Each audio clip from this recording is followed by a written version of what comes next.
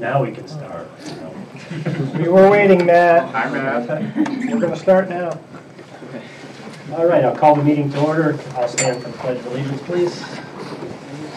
I pledge allegiance to the flag of the United States of America and to the republic for which it stands, one nation, under God, indivisible, with liberty and justice for all. First item is the consent agenda.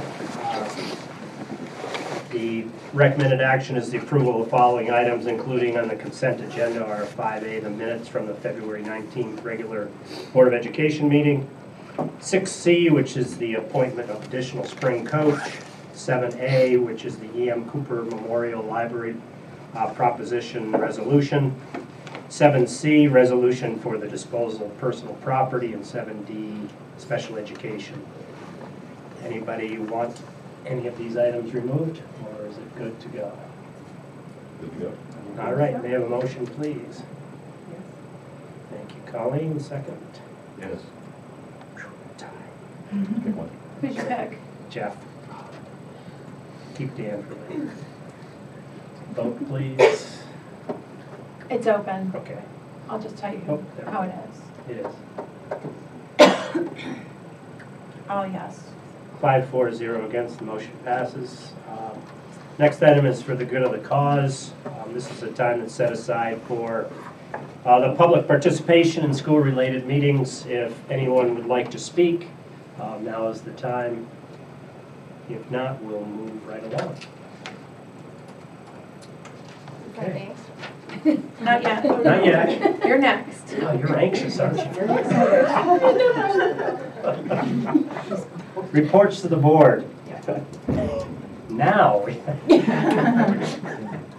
Okay, this goes along with the board goals. The students' first and foremost objective, and supporting the initiatives that expand comprehensive awareness, including experiences that increase international and cultural understanding. Kara Atkinson is the high school French teacher and our international programs coordinator who is here to present tonight. Welcome. Thank you. So as you said, I'm Kara Atkinson, and I'm speaking tonight about the International Student Program. I always think it's amazing. I'm fine teaching, but presenting somehow is different, and I sympathize. I've had both of you guys, and I have one of them. So just with this program, I came here a few years ago and we presented because we were talking about starting the program. So just in this capacity, I've kind of been in this role since 2017, kind of informally. Lake Placid works mostly with an agency called Education. So they help us facilitate looking at student applications, helping with visas, background checks. They offer support, and like I said, we work mostly with an F1 visa program. And I just kind of want to say too, I printed out a report. I'm not going to go over that, but it was even for myself just to kind of recall what happened in the last 3 years. So that's just in paper form for you guys. But I just want to make this short because I want to focus on the students. So basically my role, what I do everything from vetting host families and students, interviewing the students, and then I'm their mentor once they get here. Any issues that arise with the students, but then also the host families. So that's where I come in as well. So this year the main highlights is we have 5 students that we are that's in our program. So we have so actually you're going to meet them. I'll let them actually speak for themselves because you're going to meet them momentarily. But there's 3 visa students, F1 visa students. Those are true academic exchanges.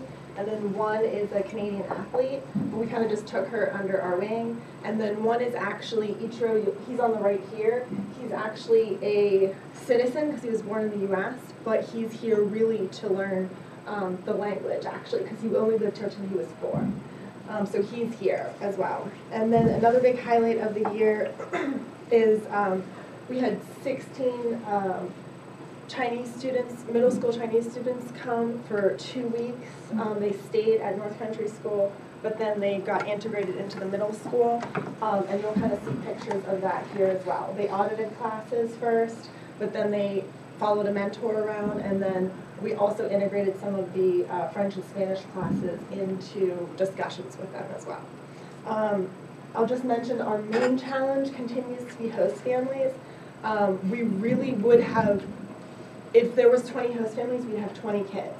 And it's very popular among the students. It's very popular among parents. Everybody likes this program, but it's a big thing to take on a student for a year. I totally get it, but that really is our bottleneck.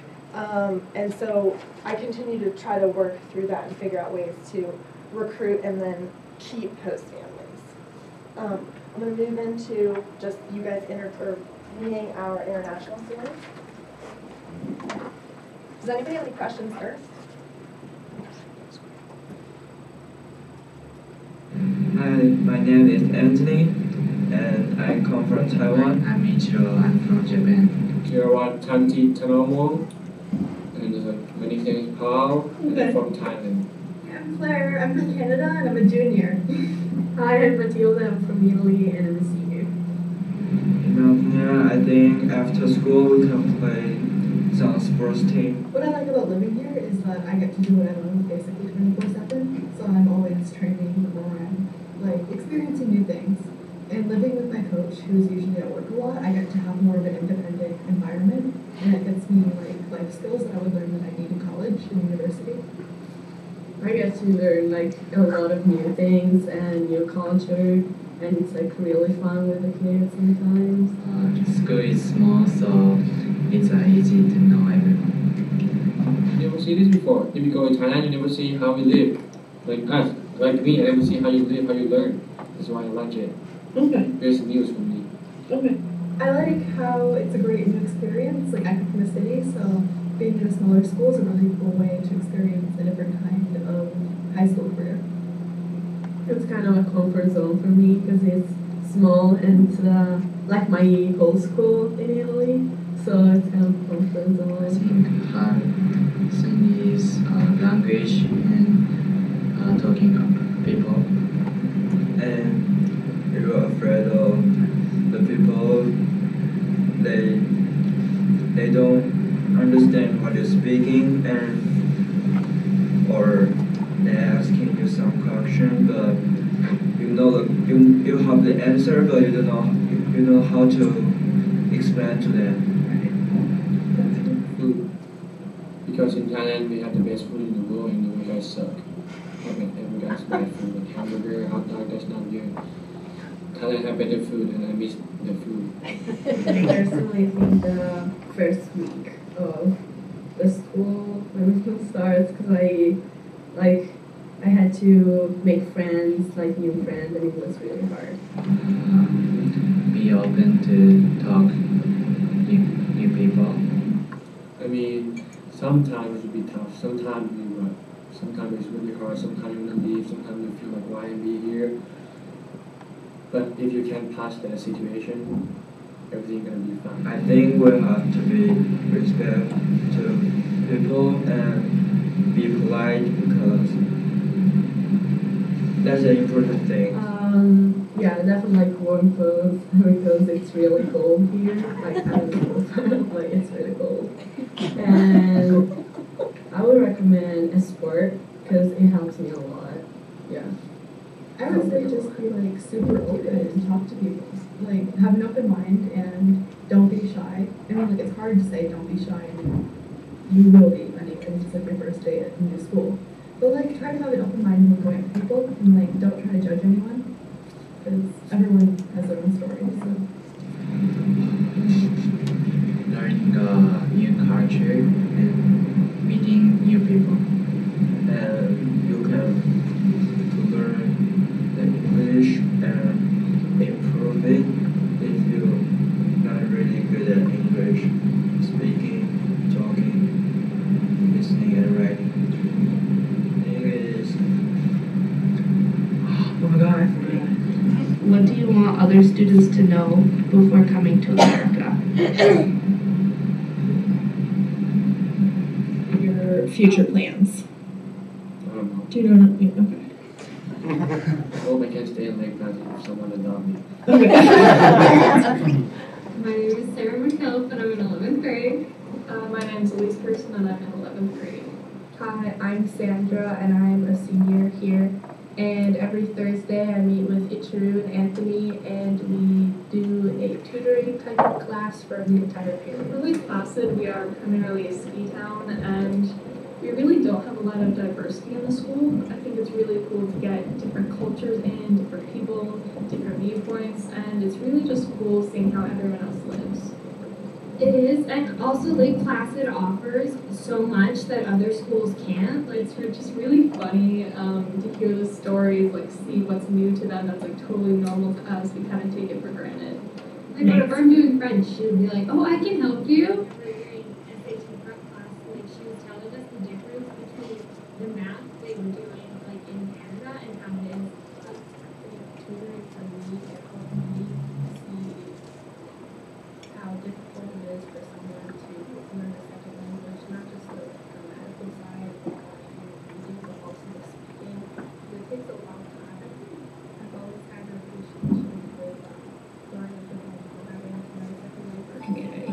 I think it definitely is super important for us to have international students come in.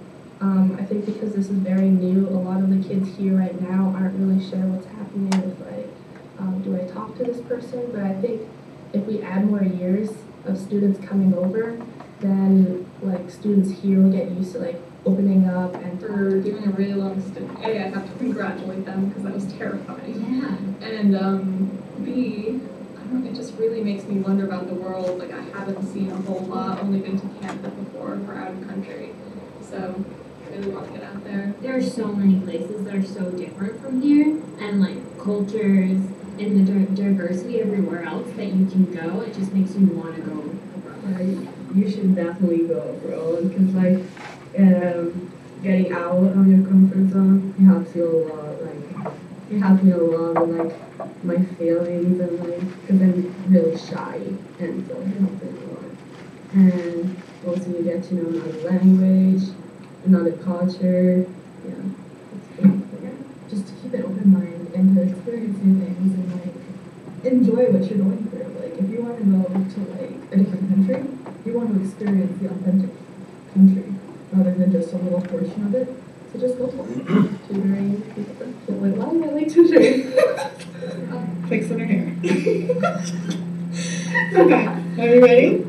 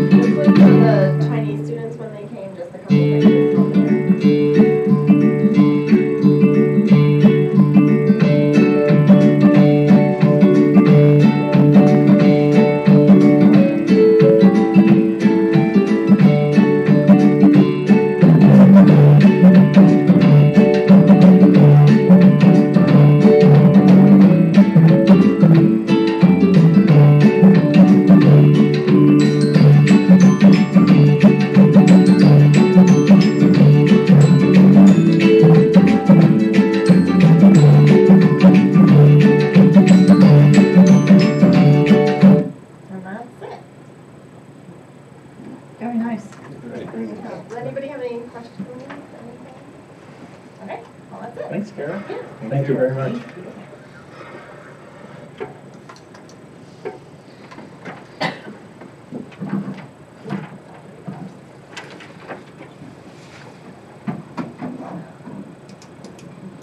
Next presentation is the senior project presentation on rainwater collectors. Noah and Matt. They're here tonight to present to the board on their work in the senior project involving rainwater collection. Dr. Catania, do you have anything to add? No, not really. The senior project is, part of the senior experience. It's a capstone experience. Not every senior comes here to present their projects, although it would be actually kind of nice if they did, because I know that it's great to hear from seniors about what they're doing. But I know that Matt and Noah in particular are looking at using some of the physical layout of the school, and possibly even of this building, I think it is. Yes, so actually. we'll let them talk about it, but really happy that Matt and Noah are here.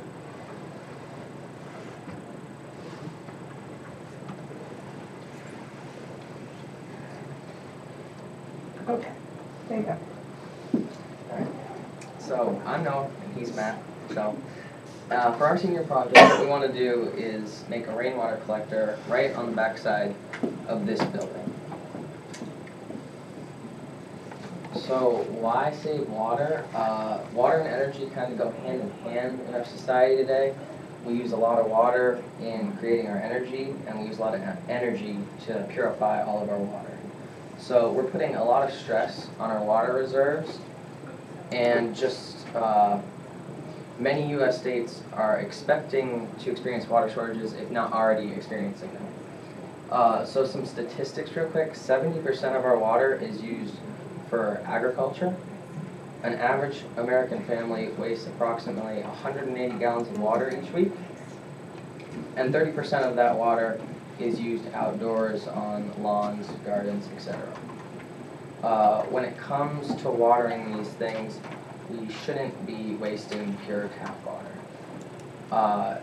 If we switch to using rainwater, we are going to save water, energy that it takes to purify all that water, and then also a lot of money. So for our project, it also links with our AP Environmental Science project as well. And for that, we're required to have both a local aspect and a global aspect. So locally, obviously we are building a rainwater collector, hopefully on the school property, to help save water and water the flower beds around the school. And globally, we want to spread the word on how to collect rainwater in an easy way and how to save that water to continue with your stuff. Okay? And we want to do this through a video on how anyone can make an affordable rainwater collector such as we are doing. And spreading this video online, such as posting it on YouTube, will have many people to have the option to see it and hopefully build one themselves.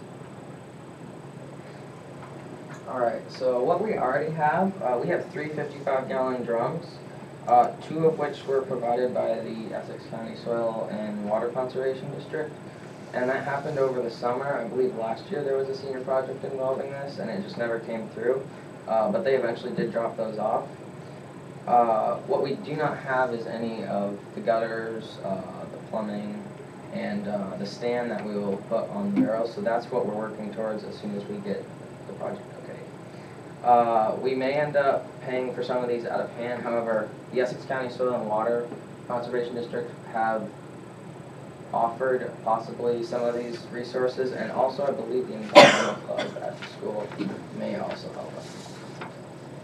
Okay, so for our location, we'd like to put this on the back of this building, like over there, because it's on school property and the roof has a large surface area, so we can collect a lot of water from the roof, which we can use to water our plants around the school. So our first goal is to install the gutters on the back of the building, and we would do that from one end all the way to the other side, hopefully the entire length. And the next step would be to create a base for those barrels to sit on so that we can access the water from the bottom of the barrels so we can distribute them throughout the school. And after that, it's just connecting the gutters to the barrels and then hopefully distributing them. And some parts that we would need would be such a gutter connection, a barrel input, a plug, PVC piping, tape, more pipes, etc. and stuff like that. Alright, and these are just some of the calculations we've come up with. Through just looking around online and from different weather stations, Lake Placid gets around 35, 45 inches a year. And the area that we have on the roof, we would just be using the back side. And that's about 90 by 30 feet. Depending on the year, this could give up to 50,000 or up to 70,000 gallons a year. So we probably won't even use the entire, we probably won't install gutters along the entire back of it. We'll probably cut it down to about half, and that gets us about 20, 25,000 gallons a year, and this would be more than enough, I think, to water a lot of the gardens and a lot of like the flower beds just around the area. And then this picture was in the beginning. This is just kind of an idea of what we're going for. So we'll probably have the base on the bottom like in this picture, and then we'll only have 3 barrels that'll be a little bit bigger.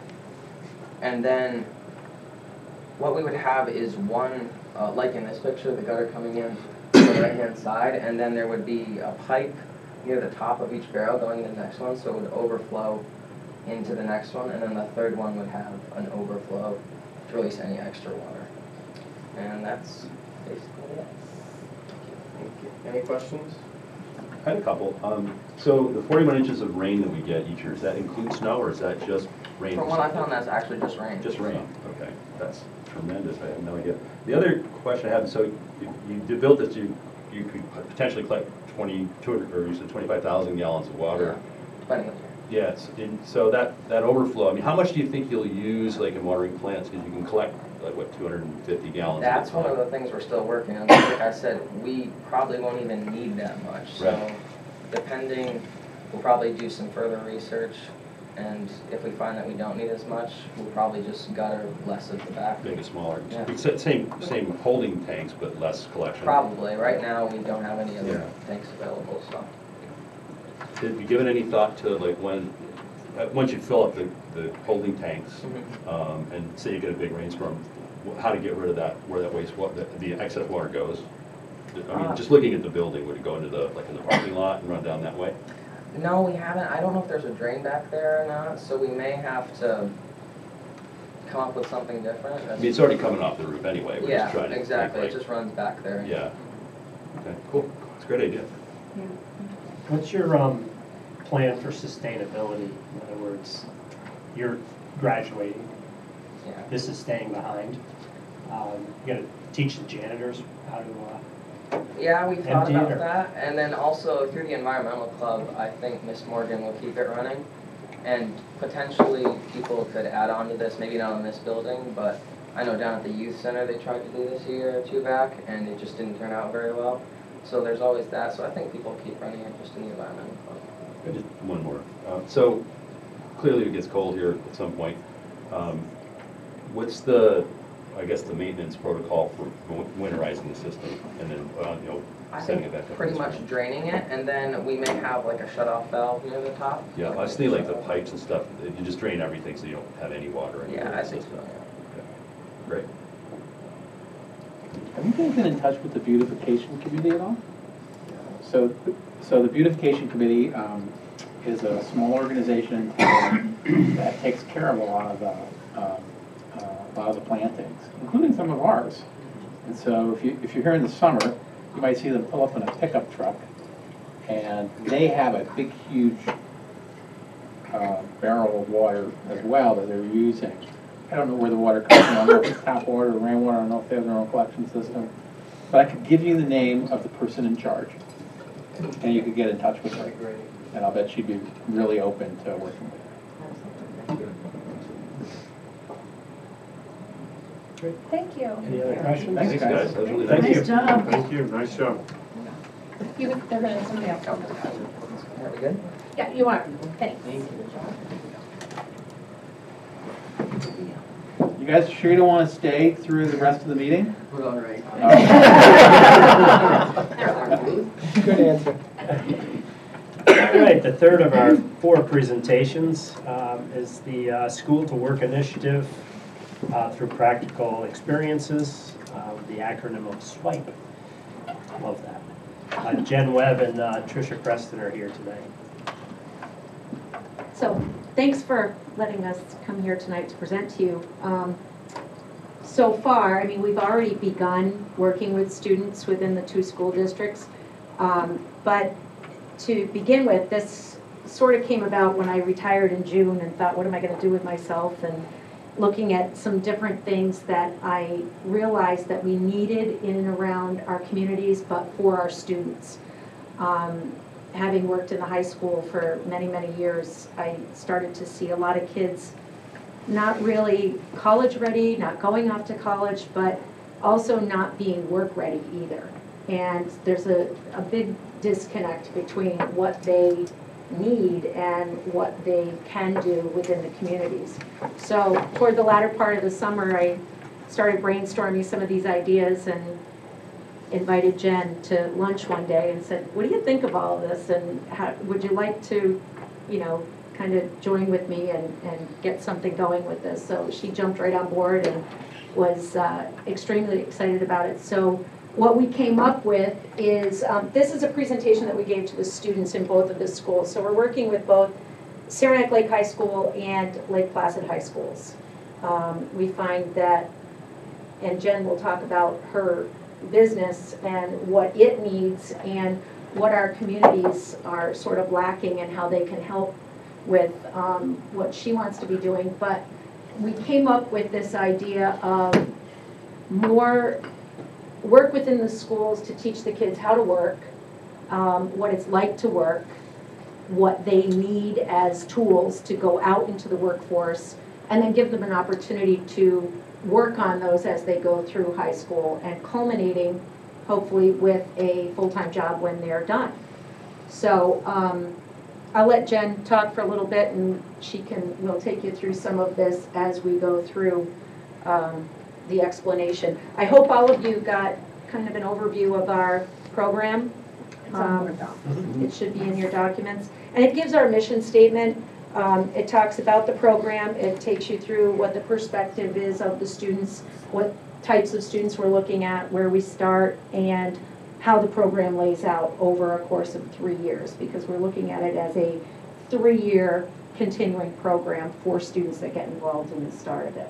So I'll let Jen introduce herself. Well, I'm Jen Webb, Holdery Webb, so Golden Arrow. And I have spent the last, I don't know, 7 years interviewing people for all different manner of positions.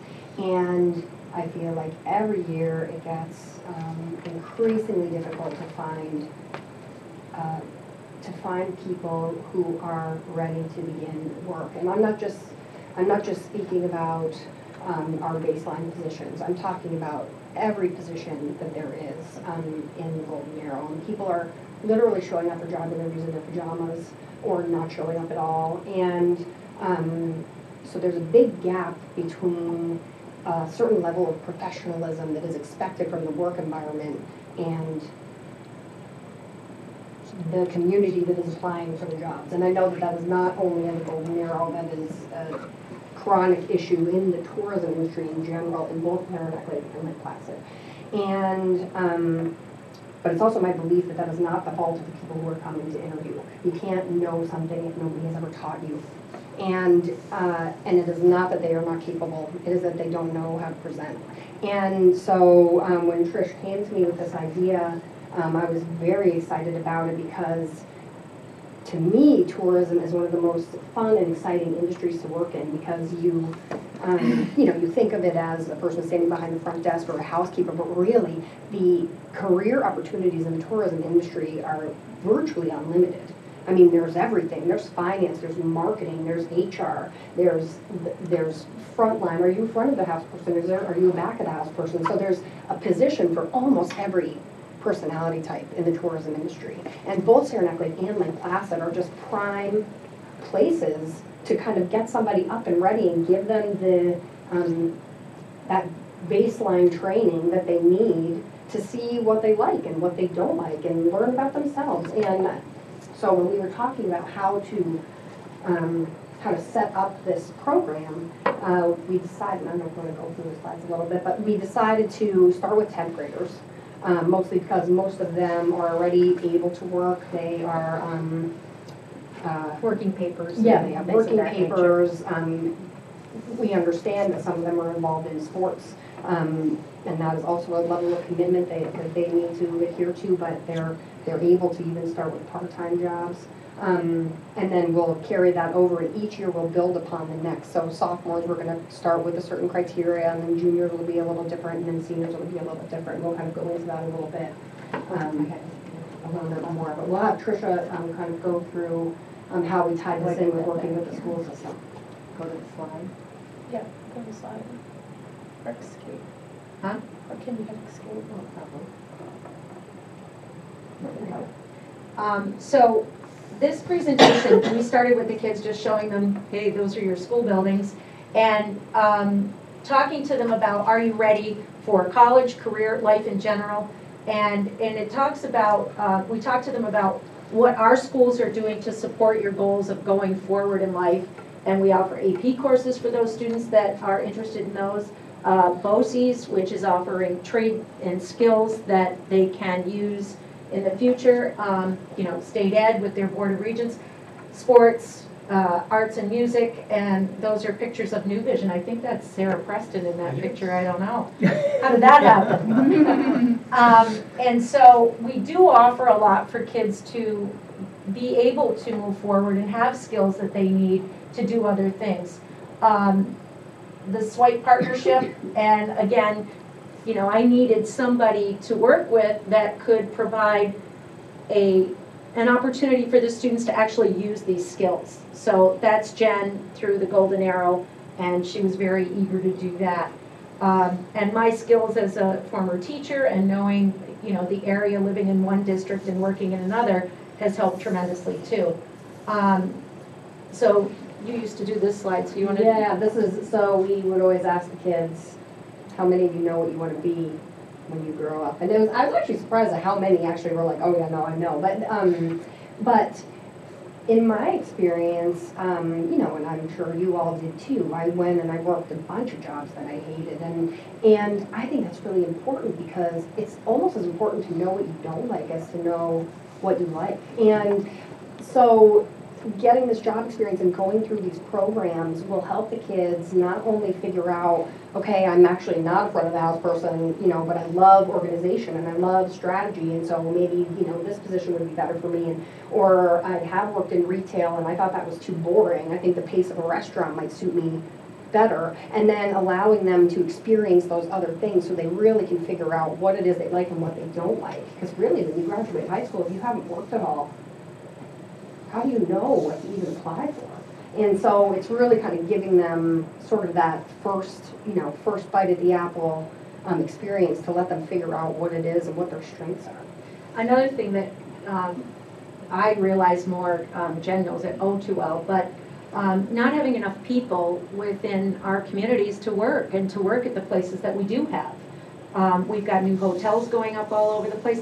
And she brings in 50 J1 kids every summer, 50, to run her business. So when we're thinking of how many people we need, how are we going to keep these new hotels that are coming up, flourishing and people to work in them? So tourism, as we talked about, that's our mainstay. That's what we are here in our region. And so to get more people working, if they're not, and even if they are college bound, this program is for them. We've got a lot of kids that are really excited about doing this because it gives them a lot of skills that they will use in their future, and it gives them, through Jen, a paid internship or job, if you will, starting at the end of their sophomore year. So School to Work initiative through practical experience, and I came up with the SWIPE acronym because if you know anything about technology of now, everything is swiping. You swipe this way, swipe that way, and when we ask the kids, give me an app that swipes. What do you think they said? Every time first. Come on, you know that. Which? Yes. Oh, did you every time? Tinder. Every class, there are probably 7 or 8 And if classes. you wonder what Tinder is, it's a dating app if you haven't yet experienced. And then they all were like, "Oh, Tinder? Which way do you swipe?" And they're like, "Well, I don't really know. I don't know." Yeah, that was really but then I would inquire about other ones. Give me another app that uses that. And what do you do when you swipe? What's happening? And it's all about learning more. Whenever you swipe, you're either seeing more, swipe up, you're reading more. So it really worked out quite well that the acronym fit this. So you can We do kind this of one went too. through, we'll go, I think the next one actually has the kind of program by the year. So, School to Work initiative through practical experience, and again, it's just talking about what those, things represent. This is kind of what I built on already a little bit. We're not talking about finding base labor for the tourism industry. That's not what the goal of this program is. The goal of this program is to find these kids careers in this industry. But as you know, having worked in any job, you can't start off as the manager. What I was saying to the kids is you can't be the floor manager if you haven't bussed 1,000 tables, You can't be the general manager of a hotel if you haven't worked in laundry and made 1 million beds and plunged 1,000 toilets. Like, you can't do it. And so the jobs that they will have sophomore and junior year will be those housekeeping, grounds, busing, expediting, but maybe the next year they'll be a server. They have to be 18 to serve liquor, so that's why. And maybe the next year after that, they'll be the manager on the floor. And so everything builds one on top of the other. But it's really to point them in the direction. By senior year, what we're talking about is, okay, of the experiences that you had, what did you like and what didn't you like? So when you graduate, if you're going to get a job while you're in college, or if you're not going to college and you're going to stay in Lake Placid, or if you're going to move and go to some other place where they have tourism as an industry, what kind of jobs are you going to apply for? If you worked at a restaurant and you hated working at a restaurant, then you shouldn't apply at restaurants, helping them just kind of find that direction and really have those conversations with them, and what, so you had one boss that you loved and one boss that you didn't love. What did you love about that one boss and what didn't you like about the other boss?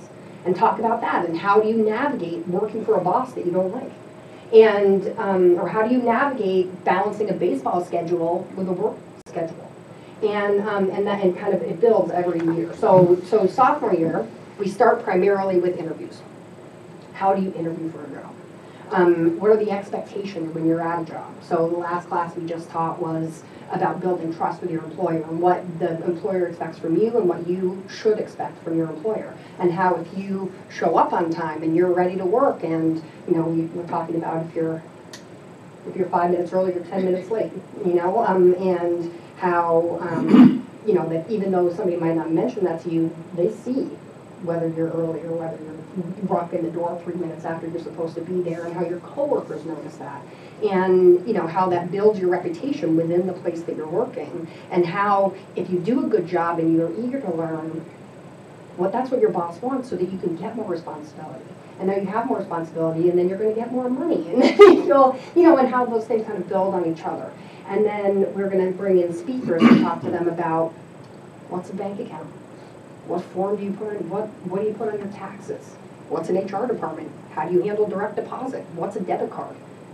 Do you have work papers? Are they filled out properly? And a lot of these things too, within schools, these are some of the programs that have been cut over the years.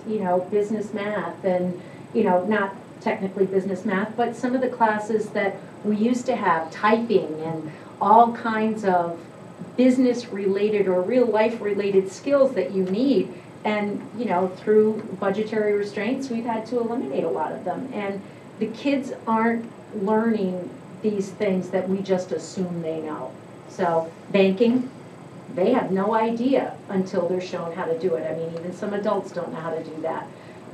But filling out applications, filling out a W-2. I mean, what does that mean?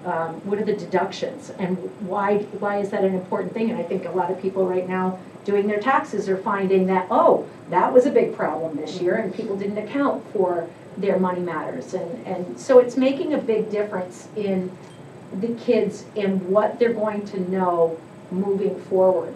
And then also when you're having a discussion and you accept a position, having the confidence to say, so I'm going to get paid weekly or bi-weekly? Am I going to, can I request days off in advance, or, are they assigned? Are they going to be the same days off? Working that schedule with them and giving them the confidence to have those conversations that you need to have. That what I found with my own new hires, they're just too timid to ask. you know? And so then they just don't show up on a day they were scheduled because they had a doctor's appointment, but they were too scared to tell me that they had a doctor's appointment. And so, you know, how do you have those conversations? And then what we're going to do for the end of May and all of June is have people come in and mock interview. And we'll just do mock interviews for the whole 6-week period. And then it's my job to find them job opportunities. So I've been working within the tourism community here in Lake Placid and also in Saranac Lake. We had the kids when they signed up kind of say, what community would you prefer to work in? And think about transportation. If your mom can't drive you, how are you going to get there? That's one of our classes too. We're going to say you have to be at this place at this time. Figure out how to get And there. we're going to give them ideas of, you know, public transportation and how those buses run. And if you don't have a ride, you better figure that out. And this is where you have to be at this time. So it's making them utilize all of the things that are available to them, but they just didn't get a chance to do that yet. So I think it'll be interesting. It'll be a little scary for them at first, but they'll figure it out. Yeah, and then they'll have to interview for at least 3 positions. Whether they take the positions or not, entirely up to them. While they're working, Tricia will be their mentor she'll be like their personal mentor, and at each business I'm making sure that each student has a mentor at the business as well. So that, especially for the sophomores, you know, so that they have somebody to go to if they, excuse me, questions or whatever. And then junior year, we're going to focus a little bit more on our community. And how many of you have been to the top of the ski jumps, or how many of you have gone paddleboarding in Mirror Lake, or how many of you have hiked Cobble or Gothics or Phelps, and really having them experience the place that we live. Because if you're standing at the front desk of a hotel and somebody asks you what's it like at the top of the ski jumps, you could make it up, but it's way better if you've actually been standing at the top of the ski jumps. So having that experience and having experienced those things here in our own community, which so many people don't do, makes them a more valuable employee, regardless of what position they end up wanting to have. Junior year, same thing. We do mock interviews, they interview, they work again. Again, as Tricia mentioned, these are paid internships. Minimum wage is obviously the bottom line. Hopefully by junior year, they can either choose to return to the place that they were, possibly in a position with more responsibility, or they can work in a completely different environment just to see what that's like. So senior year, again, this is going to be a decision. If they're college bound, we'll help them with anything that we can, writing resumes, you know, doing applications, having recommendations available if they need something outside of the realm of their school.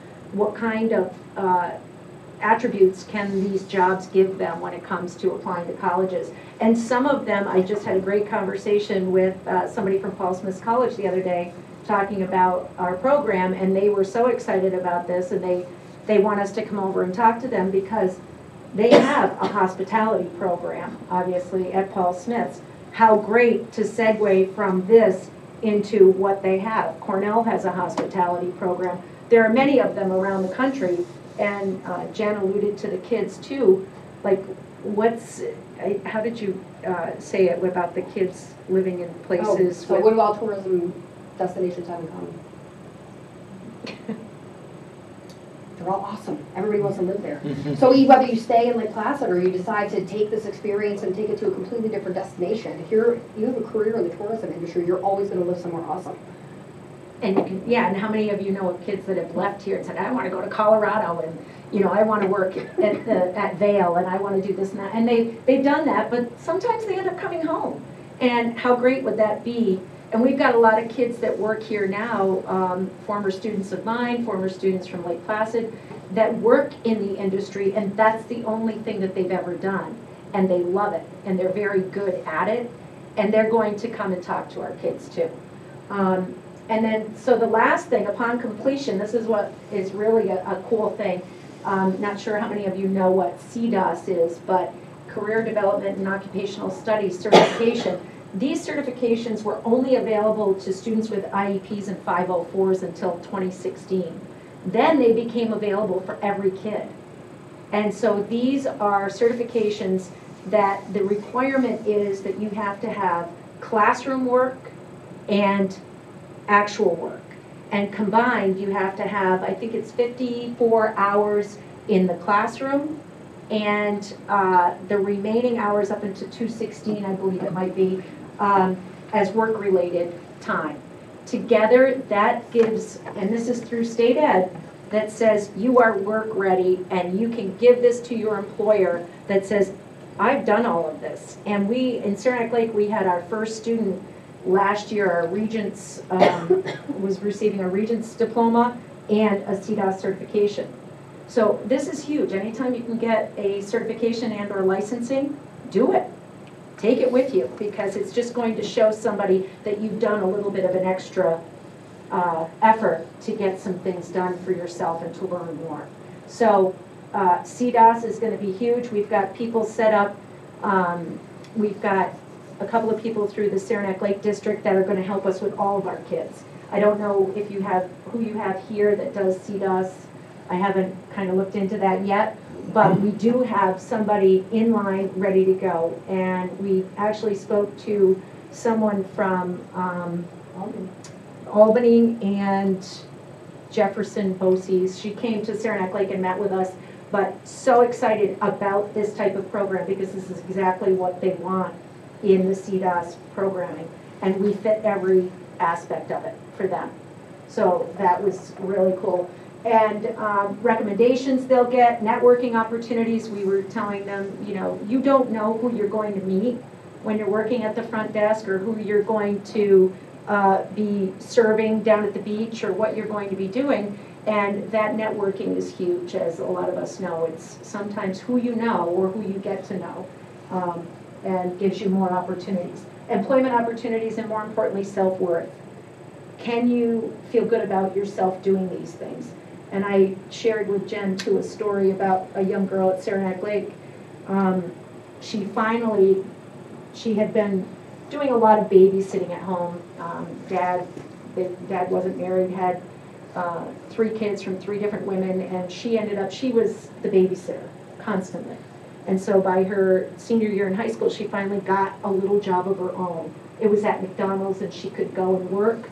She felt so good about bringing home a paycheck because she wasn't getting paid to babysit. But she had that self-worth, like, I've got to get dressed up, I've got to go to work, I've got to feel good. And Dad put the brakes on and said, if you bring home more money, I'm going to get less from welfare. So you got to quit your job. That was sad. And so we want these kids to realize it's good to work, it's important to work, you're going to have to work in your lifetime, and you don't want to be that person that doesn't work and expects things given to them. And they learn that now. They're learning that through who they live with. So that's the sad reality of that. The other thing about the hospitality industry too is you don't have to go to college, or there is no secondary school requirement. It really is about having the experience and having the drive. The majority of the people of my management team, my entire management team, not a single one of them has a college education. My AGM has been with us for 21 years. She started out as a desk clerk. She always tells me this, making $5.13 an hour, which was minimum wage at the time. My director of reservations started working for us when she was 17 in Goldberries at the time as the hostess. My head of housekeeping started as a housekeeper and worked her way up. We just got our granddaughter in the program. Yeah, Yeah. So, you know what I mean? So you really can have a career and go far in this industry. And if you have a degree, that's great, but it's not a requirement at all. And it's not expected, at least here. And they can learn about getting benefits and having opportunity to take care of their families, if nothing else. So advantages, it doesn't cost them anything to do this. It's going to pay dividends to them. It's going to give them money in their pocket or in their bank account. It's going to give them experience, the networking, the real life skills. Whatever path they choose, it doesn't matter. This will fit into anything they want to do. Resumes and recommendations, we're going to start them. They're using Naviance in Saranac Lake, and I think we're going to look into what they do here as well. And I only say that because I know what they do in Saranac Lake because they just retired from there. So it's just because I know it. But to get the kids building a resume and learning how to take things out of a resume and adding to it so that they'll have something, a work in progress, and they'll be ready to go with it. And then, of course, the work experience that they end up with. Okay, so, and I think if you look through the document that we've shared with you, it just takes you through really basically what we just said, and that we meet with the students. When we went to present, we were hoping total of 10 kids with both schools together. We ended up with 31 kids that signed up from Saranac Lake and 31 exactly that signed up from Lake Placid. So for Lake Placid, it filters down to like 20, 15 kids per, that's amazing. If I can have 5 kids to the workforce, it will make a difference. and in 2023, I don't know how many of you realize, but we've got, you know, the World University Games coming. We've always got events. This isn't going to stop. There's work. There's a lot of work. And kids, people that say they can't, where they don't find jobs or can't find jobs, they haven't walked up and down Main Street. They haven't gone to the hotel or any of the hotels. And we've actually, between Jen and I, we've been talking to a lot of business owners and the colleges. They already have 28 positions for the Placid kids. And we only had, they're more positions than kids. And so that's the interest that we're getting, and people are excited, not just in the tourist industry, but we've also got contractors that are like, oh my gosh, can you get more kids? We need, that would be great. So they can do whatever they want. So, questions? I think you two are to be commended because you've taken on this huge project as volunteers. And when you look at the slides and read what you hope to accomplish, it's not just for the college-bound student. It's for that student that might be back here that may not have the college option. And I know myself, I'm not in a business certainly anywhere near the magnitude that yours is, Jen, but I struggle myself as a business owner trying to find, like you said, the student just out of high school that has the confidence to be able to come in and sit with me in an interview and be able to answer basic questions and have at least a minimal skill set. I just think this is an incredible program, and I really commend the two of you. And I think 3-4 years down the road, it's going to be really interesting to see the kind of magnitude that it's had on our local community. And the other thing, you mentioned the financing or voluntarily. We have applied, just initially applied for one grant through Adirondack Foundation. We're looking for more because the biggest part about this is its sustainability. Yeah. You can't continue to do it if you have nothing to help you do it with. I mean, we're giving... Also by year 3, it's going to take more than just the 2 of us. Yeah. Right. And, part of what we want to do, too, is at the end of the 2nd year is take them on a trip. Take all the kids that are part of this program somewhere where they're going to see tourism. And not just here, because they kind of overlook it when they live here. But, like Jen always used Maid of the Mist as an example. How many people does it take to run that? Look around you, what's going on, and who are the people that are doing this?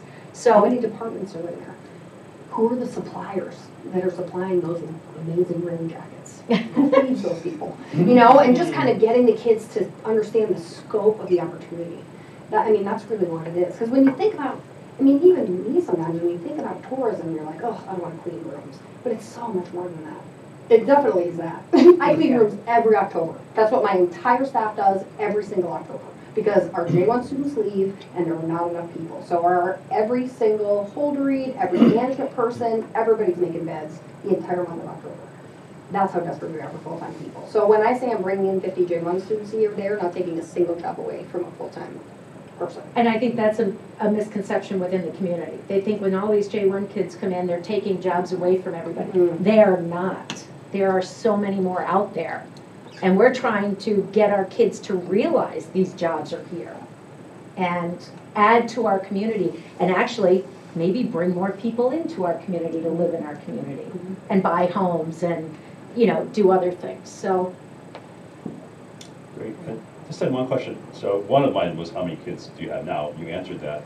Of the 62 kids you got now, do you know what the grade distribution is? Is it all 10th graders? It's only Oh. 10th. We It's only open it 10th up right to now? 10th. Yeah. You got 62 10th So graders in already. Lake Yeah, Placid. so let's even call it, in the end, it'll probably be. Yeah. Maybe but three. still. That's about 90%. I was like, this is the opposite They probably problem all when I want thought jobs. When they signed up and we were done, we're like, oh geez, Jen goes, I gotta find a lot of jobs. But even in Lake Placid, or in Saranac Lake, I was surprised because I know a lot of these kids. I had some of them as freshmen, but I actually knew some of them even. But I was shocked at the kids that actually signed up, that were so excited about it. And the first actual lesson that they had with us, they had an assignment where they had to email us and answer a few questions. Even kids that were not at that first meeting did that. Got the assignment.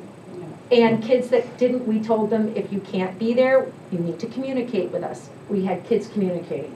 I can't be there because I have this going on or that going on. So they're taking us at our word, and they're doing what we're And they're asking. taking it seriously, which is, I was a Which little, is great. and we came in a little, in Saranac Lake, we came in a little aggressive the first class. You know, like, we expect you to be on time. So if the bell rings and you're not in this class, don't come here, because we're not gonna let you in. Also, if I see you with your cell phone, I will kick you out of here, because I'm here on my own time and I expect you to respect that. And they were awesome. They were amazing. And I've been impressed. So it's not that they don't have what it takes, it's that we have to show them how to use it. And we're doing it during 10th period here and activity period in Saranac Lake, which are both very similar in that it doesn't interrupt their regular day. It is just an added time frame on the end of their day where they haven't met yet with extracurricular, it's not interfering in anything, and they're in school. So here you go. And we're making sure that we're getting announcements made to remind them, but that'll eventually stop because then it's up to them to remember. You have a phone, you use it every day, give yourself a reminder. I've got a swipe meeting tomorrow or whatever, so that they can do that. Right. I appreciate your passion. Yeah, fantastic idea. Yeah. It really is. And I might add, it meets one of our goals on education too, which is explore with all stakeholders the potential to include career and technical programming, meeting the needs of our unique community, so. We were.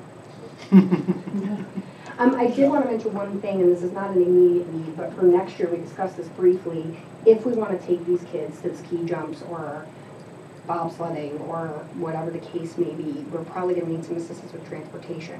Even if we end up having 10 kids. You know, you could do that as long as one of the job internships you have is bus driver internship. I'm really sure. But see, there again, you know, but that can be part of that tourism industry because how often do we use the buses? The Uber. If somebody was a consistent Uber, they would make hand over fist money. I can't tell you how many people stand in the lobby being like, what do you mean you don't have any Ubers? Yeah. What do you mean? Or that they stop, you know, there's They too many stop running people at 5:30. and not enough Ubers, you know, there's just not enough. And people can be doing a lot. I mean, that is an opportunity for a business that just requires a car. I mean, that could be somebody's business if they were willing to work and be on call. They could make so much money. I can't even tell you. If I had a whole nother life, I would be an Uber driver. I would. One other thing too, if any of you are aware of any funding that's available through grants or anything that might work with our program, like I said, we need that in order to, like, we'd love to be able to get the kids, you know, some swag that says they're part of Swipe and or take them on this trip. Take them on this trip, and kids that don't have khaki pants to wear for work, if that's the work uniform, so that we can do more with them to provide for them. I already have a fiscal sponsor, the one grant that we just applied for, but we're pretty well established now. I think we covered all our grounds to be able to just move and shake with this whenever need be. We'll be excited to see where it goes. Mm-hmm. It's incredible. Only next year, transportation. Remember that. Really appreciate you coming in. Thank you. Thank you. Thanks for giving us your time. Yeah, thank you. I know we're long-winded, but We're excited. Well worth it. good. Thank you. All right, next up is our own Jeff Burnell, who will be stepping to the other side of the table and presenting to us on the Science Olympiad. Oh, I want to hear about Science Okay, She wants to stay and listen. Zachary loves Science Olympiad. Do you have any conclusion, or are you all set? Am I what? Do you want any follow-up, or is he all set to go? No, Jeff is, would you like me to introduce Jeff? He's still thinking You missed about it, I being just an gave him Uber an driver. introduction. Yeah, I wrote it down. Jeff was writing notes down about being an Uber driver. Come on. How to become an Uber driver? Oh my goodness. Everybody's looking it up. Yeah, I was on Tinder the whole time. Figuring out the swipe. Figured out the swipe. Well, first of all, what you just did couldn't be a better introduction to what I'm going to talk about. And it's exactly the same thing, maybe from a different angle. And Science Olympiad, if you're not familiar with it, and most people here are, and we talk about it probably 4 or 5 times a year in board meetings. When I first interviewed here 5 years ago, 2014, for an open board seat, I said I'm interested in education, and I think most people are. And clearly everyone in this room is. And I'm still interested in education. I've been involved with Science Olympiad now since 2014 as well, so this is my 5th year. And I started out as an interested parent, and then as a chaperone, and now as an assistant coach. And I go on these trips, we do labs, and I go on trips with these guys about 4 or 5 times a year. And I'll just give you a little, how do I do this? Way over in the arrow at the bottom. What are you trying to do? I want to hit that link. Oh, there we go, got it.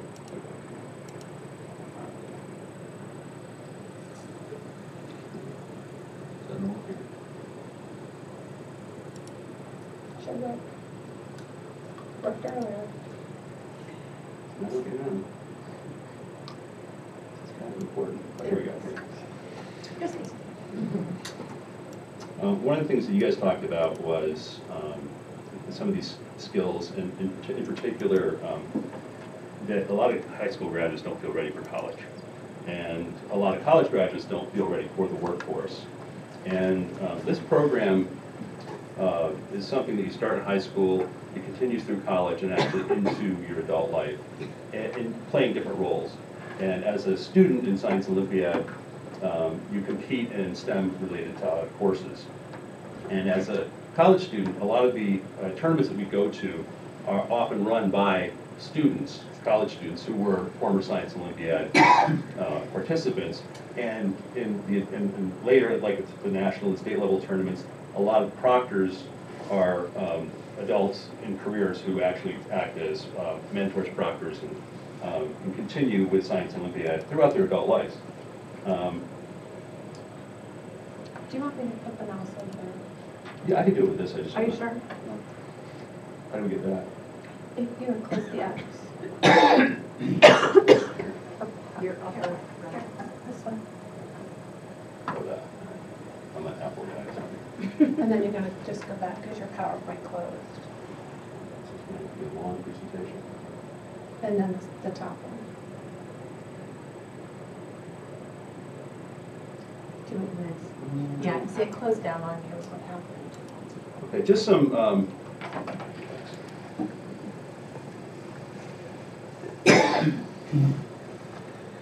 what I'm going to do here is basically a data dump. I'm going to be a bunch of facts about Science Olympiad and why I think it's important. And you can just stand there. Okay. Whoops. Now we're off. We go back. We need to be way up. Let's look. Are we going backwards? There we go. That's nice. Okay. So right now, in the United States, there are 450 annual events, competitions that public and private schools can participate in. There are about 7,800 middle high school teams in the United States. Competitions that we've been to here from Lake Placid have been at Yale, Clarkson, Dartmouth, MIT, Cornell, Penn, and others. And in addition to learning science and STEM-related topics, these kids are getting to go to these colleges and actually spend a day there not on a college tour, but actually in the facility, going to different buildings, going to the cafeteria, going to science buildings, going to classrooms, and actually seeing the college from their own perspective without a guided tour. In New York State, there are 654 Science Olympiad teams. That puts us #1 in the nation for the number of teams to compete.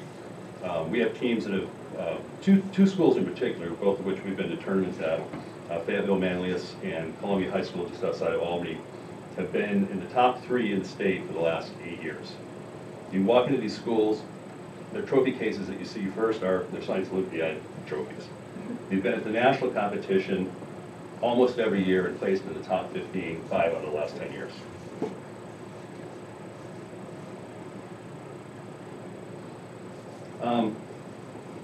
A lot of colleges are using Science Olympiad as an entrance criteria for their STEM programs. Many of the reasons are a lot of the problems that these kids are solving in the Science Olympiad competitions are real world problems. And what I mean there is they're not just academic problems, but they're actually tests created by corporations, government agencies, NGOs, and I'll go into some of those in a minute. Many of them are project driven, meaning there's teams that actually work together on these projects to compete. And I'll give you an example of a college that's using this as a kind of an entrance criteria. In 2010, University of Illinois hosted the National Science Olympiad Tournament. And I'll read this if you can't read it on the board, but what they did in 2010, they offered scholarships to every first place student who competed in that tournament, full 4-year scholarship, and the team that won, every student on that team was offered a full scholarship to University of Illinois, which is the number 6 ranked engineering school in the country. So they put a lot of weight on Science Olympiad. Jeff, what grade levels are we talking about for Lake Placid? We have a middle school, so it's 6 through 12. Okay. There's 2 divisions. Division winners were offered a $2,000 per year stipend for tuition if they chose to go to the University of Illinois for all 4 years. And the entire C or B division winner got the same deal for the entire team.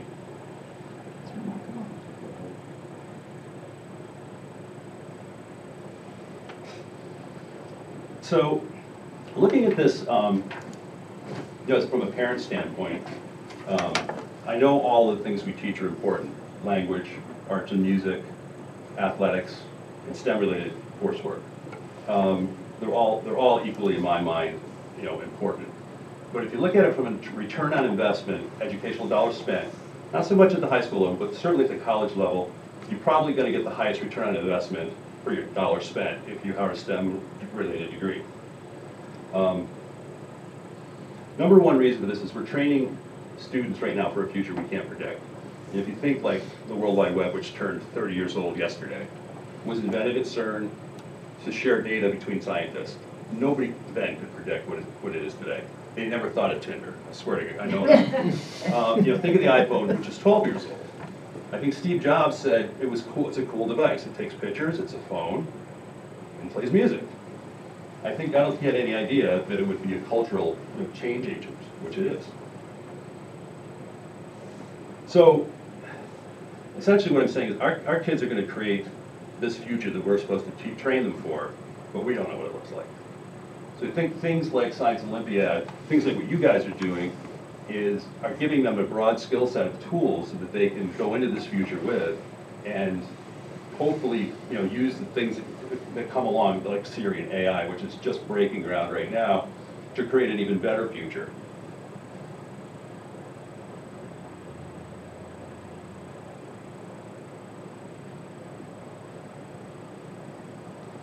There's just one thing I want to show you here, just so you know what I'm kind of referring to here. These are some of the events in the areas in science, technology, engineering, and math that are covered in Science Olympiad. I'll just go through the Division C group, and I got the list right here, it's easier to read.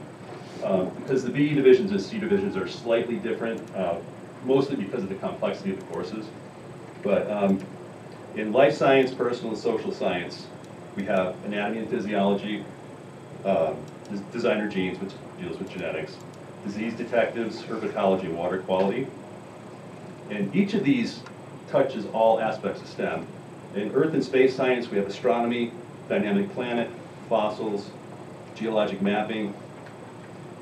In physical science and chemistry, we have chem lab, circuit lab, forensics, protein modeling, sounds of music, where you actually have to make an instrument and then learn the acoustic science behind why and how it works, and you're graded on both.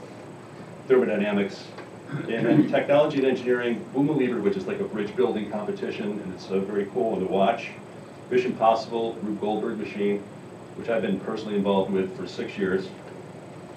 And Mousetrap vehicle, which is a vehicle powered by mousetraps, and it has to go forward a certain distance and then back up a certain distance, and you don't know what that distance is until you get to the competition. Right Stuff is flying an airplane. You have to make the airplane. It's like the ones we had as kids with a rubber band and a wind-up propeller. And the ones that win these competitions fly north of 4 minutes with rubber band power in a gymnasium, and they just go in circles, and you're graded on how long it flies. We did well in it this year.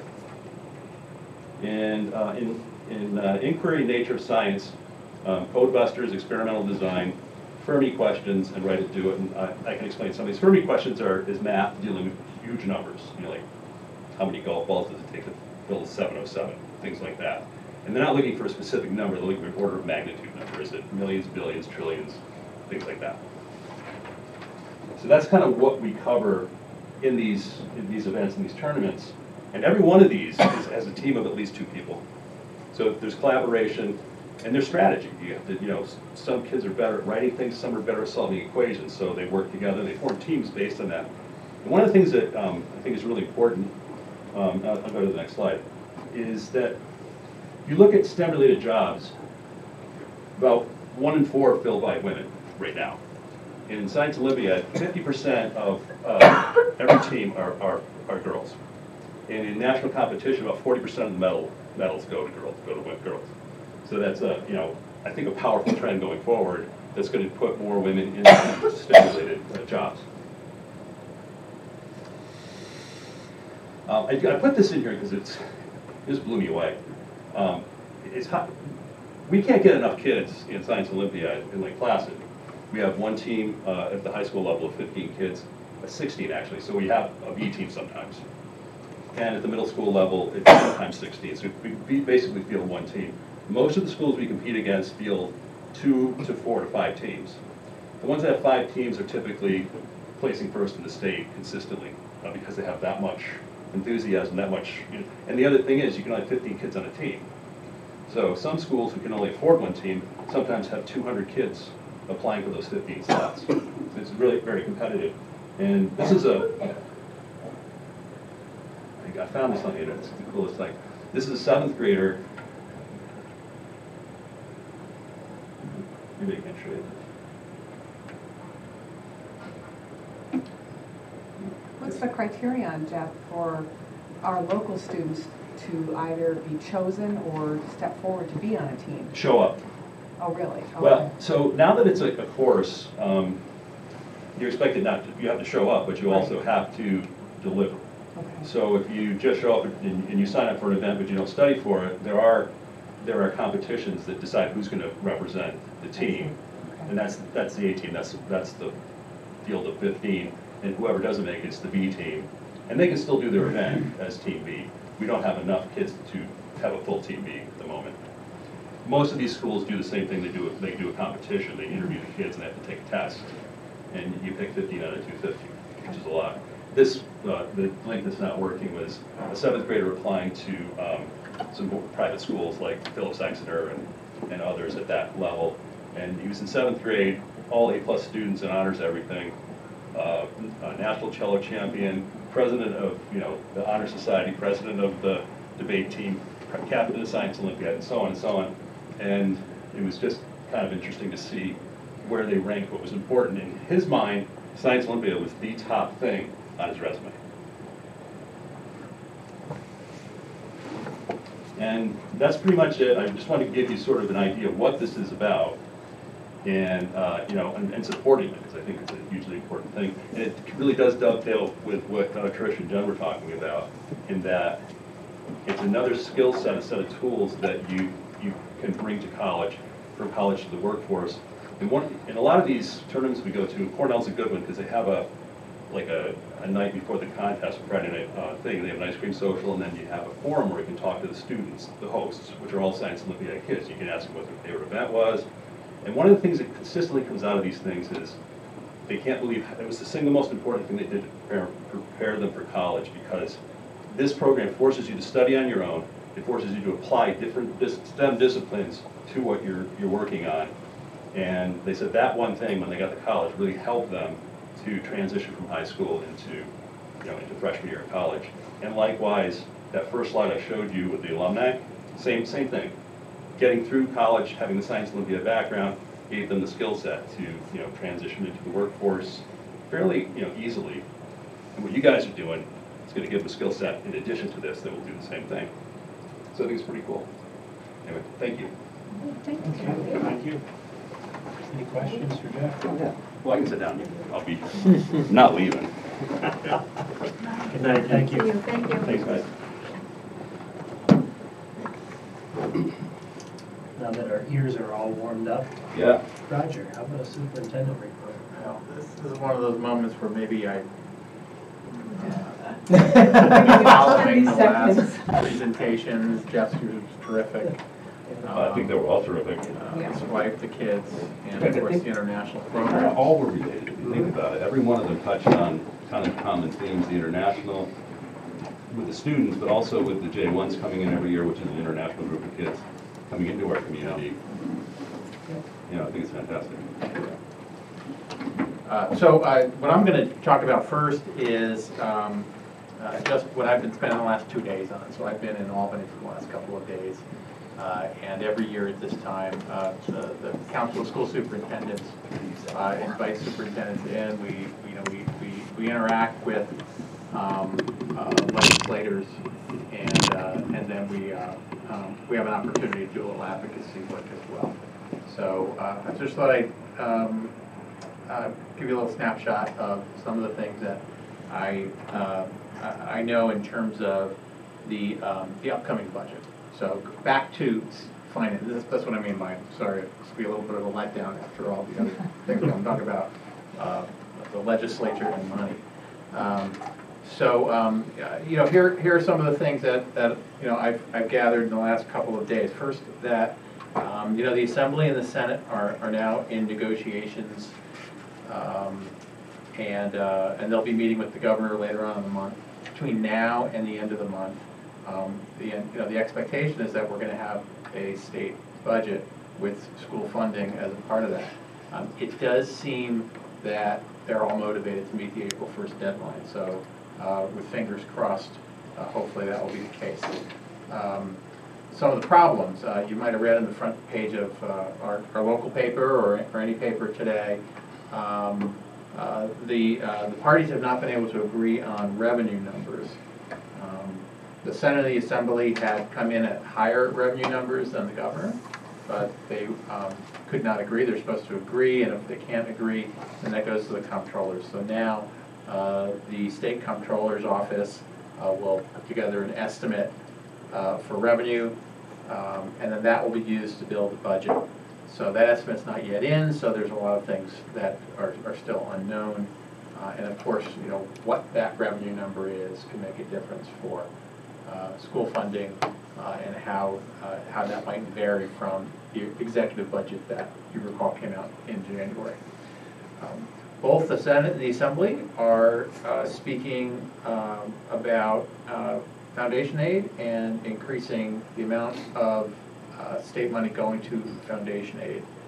I think that's likely to happen. It's actually likely to happen because of the way the governor structures his proposal. He actually leaves money unallocated, and so the expectation is that when the legislature gets involved, they'll allocate that money. It's already it is intended for school funding, but it's not allocated in any area, so we don't actually see that. So we'll see that. So we know it will increase somewhat, but we don't know how much.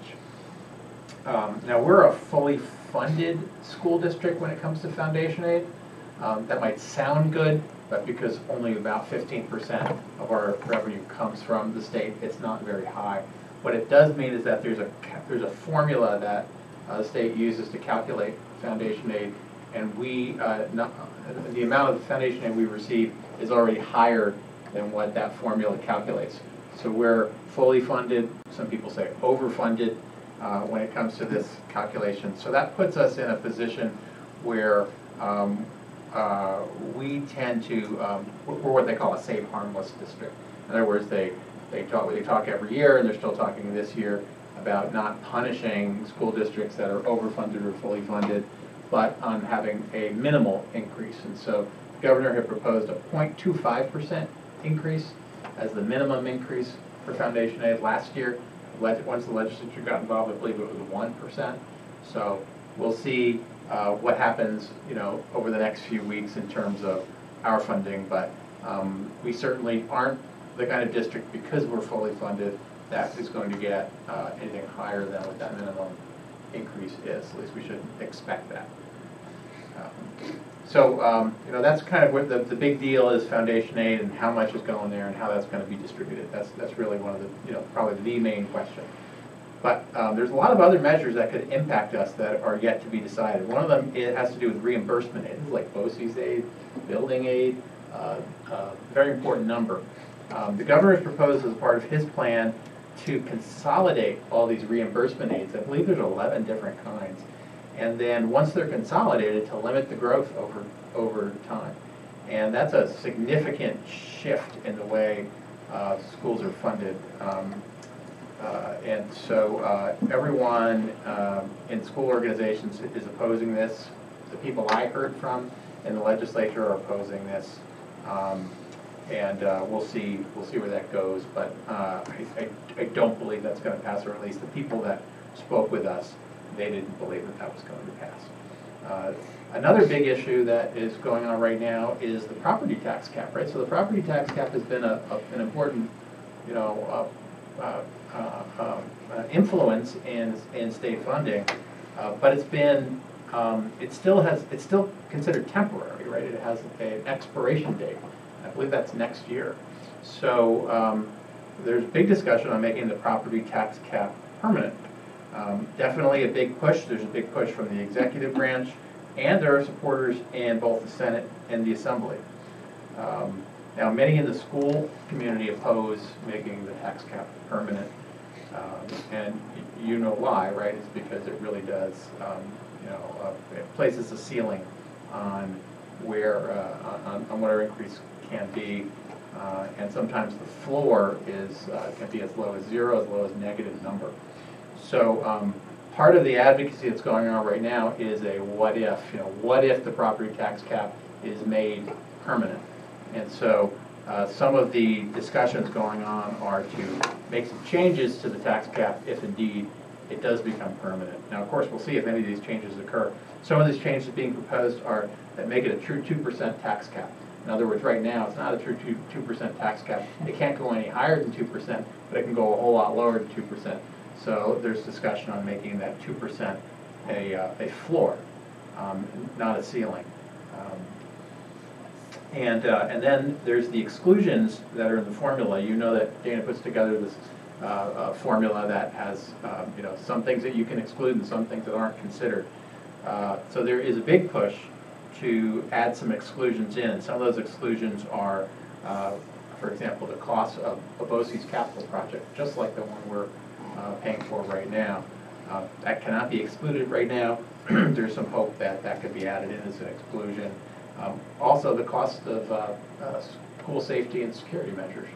Right now, not only is there no funding for that, but you have to take it from the budgets that you passed that are within the property tax cap. And so there's again some discussion going on about those kinds of changes. The Assembly does seem to be more opposed to making the tax cap permanent. This was Billy Jones, who's the Assembly member from our neighboring district, was speaking very powerfully about why they oppose that. But as you know, there's big negotiation that goes on. You never really know what comes out the other side. So we're going to see where that comes in. Another big issue that's being discussed is the TRS reserve. This has come up before. It still never passes, never received the governor's signature. Now, But our legislators are still talking about this. This would be allowing districts to set aside a reserve fund for the teacher retirement service to be used when TRS costs increase. You know, we talk about this every year, right? The cost of retirement, sometimes it's up to $1 million is coming out of our budget to pay for employee retirement. And some of that, the majority of that's going to TRS. So when TRS is low, we're all very thankful, but when it increases, and you know, it's one of those things. What goes up must come down, and then vice versa, right? So it's going down right now. We know it's going to go up again in the future. When that happens, with a TRS reserve, we would be able to draw from that reserve in order to mitigate the impact of that kind of increase to our budgets. Right now, we don't have that. We're not able to use that kind of reserve fund. So again, we'll see where that goes. Another item of discussion is increasing the maximum amount for small capital projects. You know that for large capital projects, there are all the rules in place that we've had to follow to put ours into place. But there is a small capital project that districts can take advantage of that is maxed out at $100,000. And Dana knows this well because our project in the front was $130,000, so it didn't qualify for this. But there is a movement to increase from $100,000 to $250,000, and what that does is it allows for districts to carry out the building project and then recuperate their building aid in the following year. So it's a big advantage rather than spreading it out over 15 years. And then there are a bunch of other hot topics that are being discussed that I think have either a direct or an indirect impact on schools or kids. And that includes the use of, there's a movement to restrict the use of schools as polling places due to the safety concerns of people coming in to vote while school's going on. Requiring students to wear seatbelts on buses. Right now, our buses all have seatbelts because they're all required to have seatbelts, but there is no requirement that students wear the seatbelts. And so that is being discussed. And then there's talk about adjusting state laws about vaping, which you've heard about in our board meetings before, as well as legalizing the recreational use of marijuana, which isn't often discussed as a school issue. But here in our leadership team, we've discussed what kinds of changes we would expect should that happen, and how that might influence or impact our school population. So you should expect to hear a lot during the next few weeks. We certainly don't know how it's going to turn out, but we do think that hopefully by April 1st we will have some answers, and then we'll be able to, have some real firm numbers on which to finalize our budget. So that's just a snapshot of what I gained from my time in Albany. Back to Lake Placid, and just to talk about what's going on here. So I'll start with sports. This week our spring sports season begins. Varsity and JV practices are enjoying the use of the gymnasium or the OTC inside. We know that track and golf are going to start next week, but our modified sports won't start until March 18th. What did John Burdick say? Mother Nature is laughing at us starting spring sports yesterday. Tomorrow night, we formally conclude the last season, that's the winter season, with our winter sports recognition ceremony at 7 o'clock in the Middle High School auditorium. Other things going on at the middle and high school. Tomorrow, the Key Club sponsoring a blood drive. The middle school chorus and band are traveling to Albany, to the Capitol building, where they get to perform. And that's an annual event when the weather holds. Last year it did not, but this year, cross your fingers that the snow holds out. And then the robotics team will be heading to RPI. And they're going to be participating in the Tech Valley Regional Robotics Competition. So along similar lines to what Jeff was talking about today.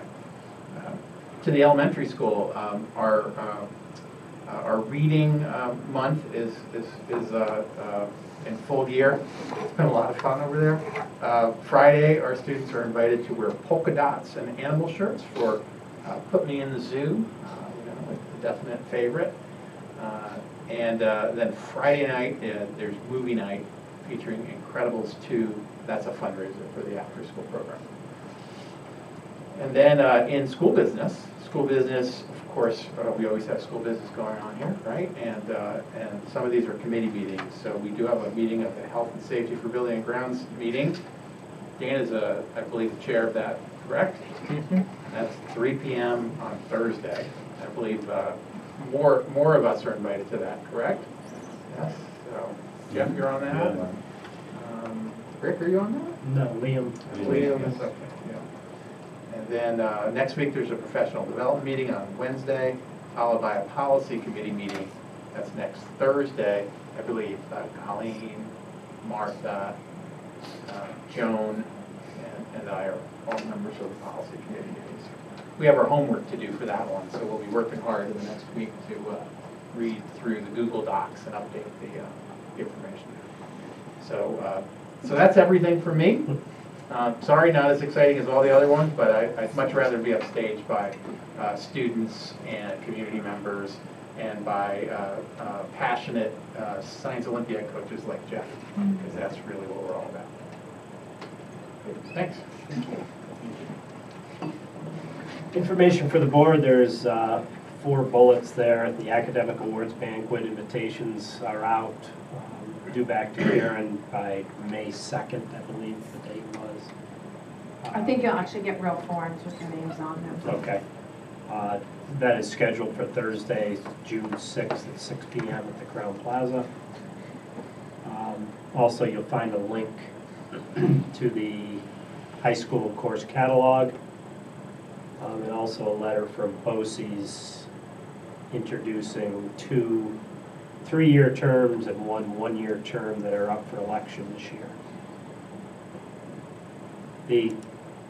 Just a sort of a tidbit here that there are actually 9 board members and we have 10 component school districts. So Long Lake. Long Lake had a representative and then they couldn't get a representative. So actually Liz from Racket Lake, she travels just a long distance. She needs a helicopter. Racket Lake to Malone is quite a distance. But she actually took over that seat. So that those the nominations are in April for those positions. So, Roger, do you have anything to add about the administrative contract renegotiations, or just what's No, I just tried to provide you with some information and background on some important issues, and I think that would be, what I'd like to do is to provide you the information first, and then for us to schedule time. This would be something in executive session to talk about in greater detail.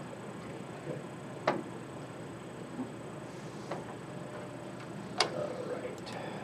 Linking goals with agenda items. I have student first and foremost, the academic banquet, since that covers the top 15% of the students. Presentations from the 3 presentations: international senior projects and Science Olympiad.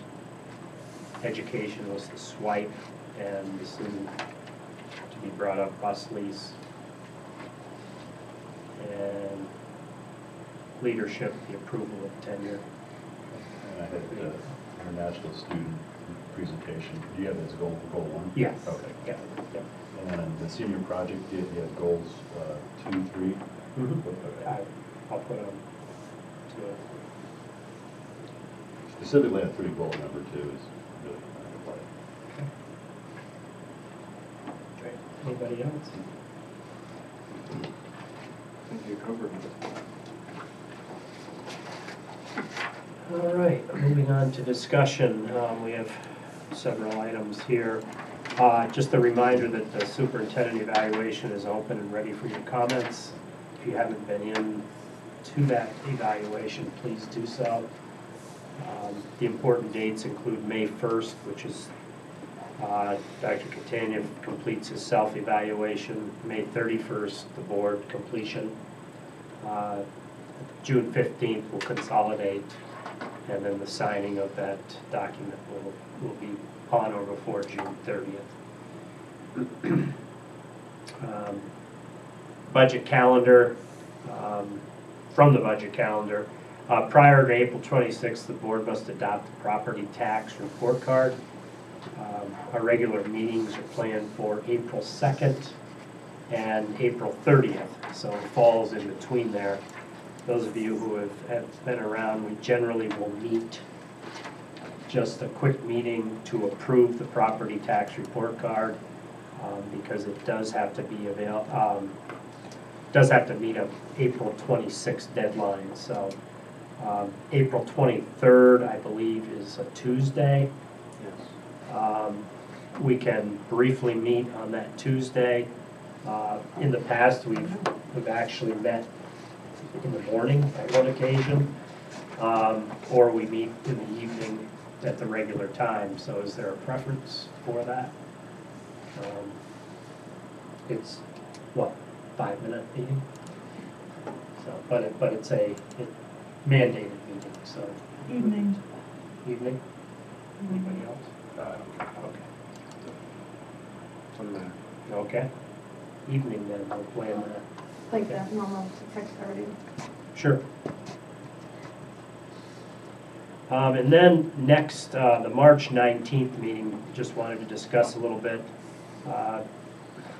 sort of in the shadows of this meeting where there are a lot of things to do. The next meeting, proposed meeting, March 19th, we have a drama presentation of which we go over to the auditorium and have a presentation from the drama club on it's a musical, correct? Yes. On the spring musical. And we also have a budget workshop that night, and then a regular meeting inclusive of an executive session. So it's a tricky meeting because of getting the public and making sure that they're able to attend. So the recommendation is to, as long as Ms. Weems is okay with it, is the board meeting at 5:45. We'll meet here and then walk over to the auditorium, or does that work? I'm sorry. Okay. I don't remember the time frame. I'm Okay. sure whatever we say would be okay. Okay. I'm not sure So we'll what time. plan 5:45. 5:45, okay. To start our meeting, and then Well, we'll just go to the, go right there. go right to the auditorium, yes. And then 6 o'clock, we'll begin the budget work session. And then at 6:45, we'll begin the open meeting. We'll open the meeting and then go immediately into the pre-tenure discussion in executive session. And then around 7:15, 7:30, we'll start the regular board meeting. Does that confuse everybody? Yeah, totally. Whatever you Be here at 5:45 and That's mosey on from there. Roll. How's that sound? Right. Sounds good. If there's any changes, if Ms. Weems doesn't, I think, can't. the only other thing is, it reminded me when we spoke on the phone that we did need to have two executive sessions. yeah, We'll have to do one at the end. Okay. I remember we talked about it, and I We couldn't did. remember why. Okay. Any more discussion on that? If not, we'll move on to minutes, which are on the consent agenda, and then moving right on to personnel, which is the tenure recommendation. Tenure recommendation for administration. Recommended action is be it resolved that upon recommendation of the superintendent, the Board of Education confers tenure upon Sonia Franklin, elementary school principal, in the tenure area of school building leader, effective July 1st, 2019. July 12th. I amended that today, sorry. 2000, or July 12th? Yes. Thank you. 2019. May I have a motion for this? So moved. Thank you, Martha. Second? Yes. Thank you, Colleen. Any discussion?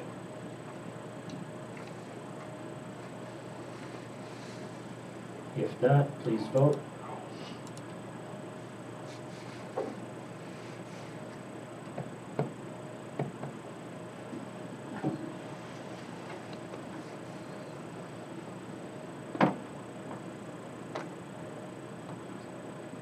I'm just waiting for you, Martha. I voted. It says change vote. I'll vote again, yes. Okay, so 5-4-0 against, the motion passes.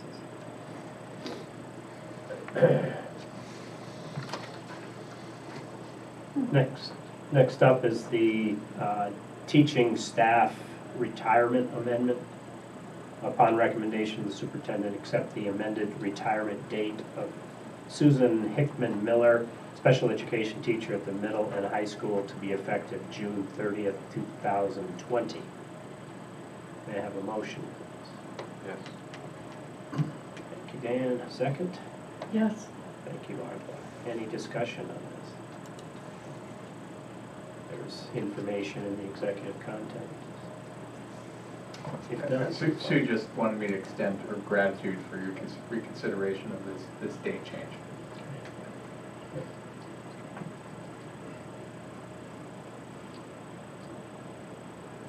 Is it still waiting for me? Yes.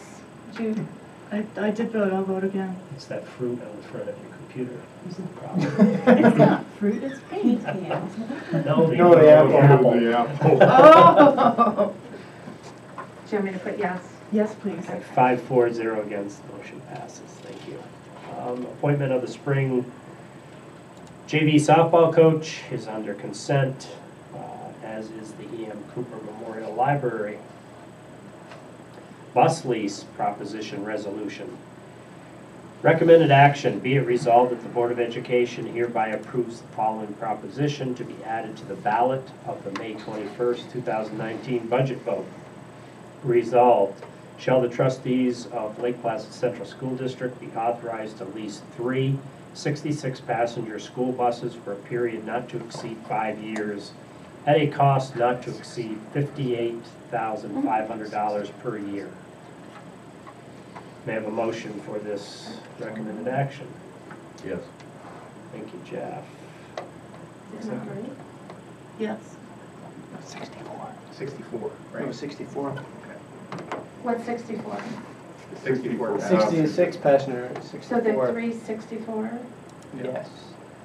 Is that my error or? No, that's what No. I have. Okay. That's right. Switch it. Don't believe we need to amend No, for size. Did I get a second? I'm sorry. Yeah. Yes. you, thank Martha. Okay. Any discussion on this? Quiet crowd tonight. If not, if we could vote.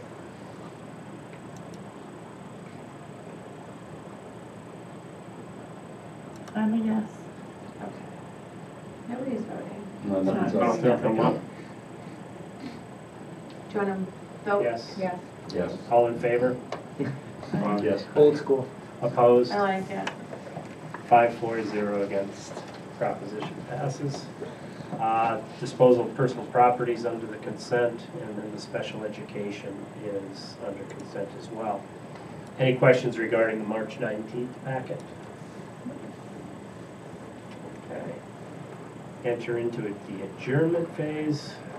Next meeting, I just don't know why it's not saving March 19th, as we previously discussed. We'll actually begin at 5:45, and we'll meet right in the auditorium. Is that, can we get in, or should we meet here and walk Usually over? we meet here and Okay, then we walk so over. 5:40 we'll meet here, and then, okay, so 5:40 we'll meet here and walk over On the 19th. on the 19th, correct. And if you want to be potluck, we can do that too, as we sit in the auditorium. And then April 2nd, budget meeting and, I'm sorry, board meeting and budget work session, if needed. And then that April 23rd, that will come out of red and be at 6:30 on the 23rd for that vote. So that'll be a brief meeting.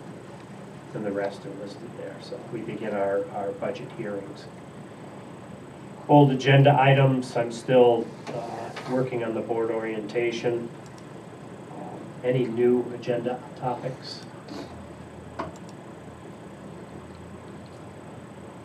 Okay. If nothing else, enter the adjournment phase. May I have a motion to adjourn? Colleen, may I have a second? Who did the first? Colleen? And Dan second. All in favor? Aye. Opposed? Adjourn at 8:14. Be official. Thank you very much, everyone. Thanks, Rick. Cold car.